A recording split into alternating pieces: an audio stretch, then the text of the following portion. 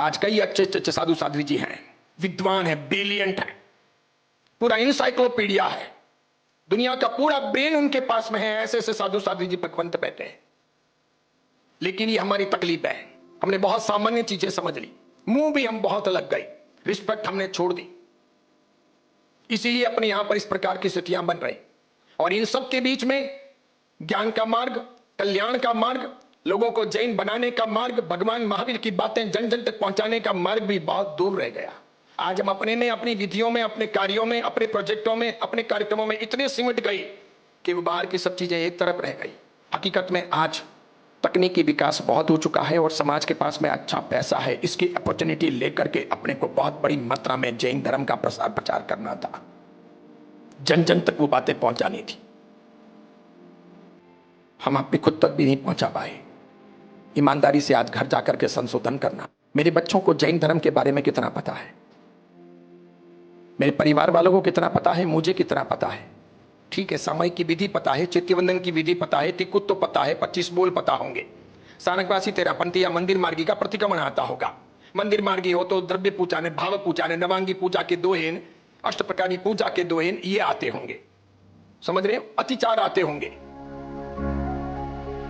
लेकिन जैनिज्म के बारे में डीपली नॉलेज कि लॉजिकली हम सिद्ध करके सब बातें बता सके, समूर्चिम क्या है, क्लोनिंग क्या है, हिंसा क्या है, अहिंसा क्या है, क्यों हम आलू प्याज इत्यादि नहीं खाते, उसका वैज्ञानिक रीजन क्या है, क्यों गर्म पानी पीते हैं, क्यों दही के बैक्टीरिया को जीव नहीं माना जाता, अन्य अन्य बातें हैं, कर्मवाद क्या है, अनेकांतवाद क्या है, महावीर के सिद्धांत दुनिया के लिए कारगर किस प्रकार हो सकते हैं।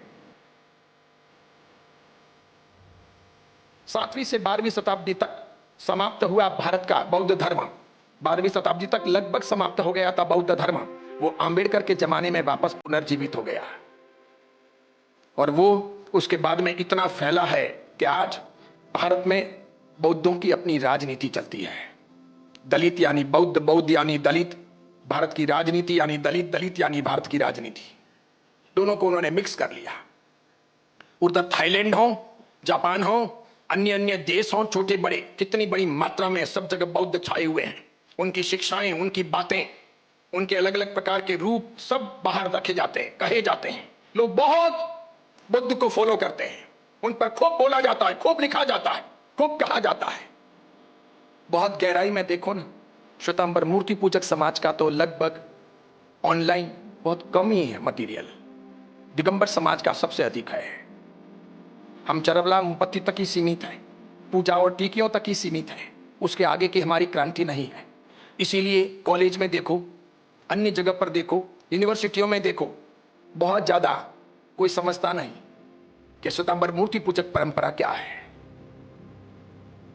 बहुत सोचने जैसी बातें हैं। जैसे अपनी संख्या कम हो रही है, निरंतर जैन घटते जा रहे हैं, मृत्यु दर तो बढ़ रहा है, प्रजनन दर यानी फर्टिलिटी रेशियो कम हो रहा है, और इस प्रकार अपनी संख्या घट रही है। वापस अपने लोग धर्मांतरण भी कर रहे हैं। अपना धर्म थोड़ा कठिन भी है, अपने धर्म को लॉजिकल समझाया भी नहीं जा रहा। अपने लोग थोड़े से बड़े होकर स्कूल कॉलेज में जाकर के बदल रहे हैं। अपने धर्म का व्यापक मात्रा में प्रसार प्रचार भी नहीं हो रहा, और नयों को जैन बनाना है वो काम भी बिल्कुल पीछे छूट गया है।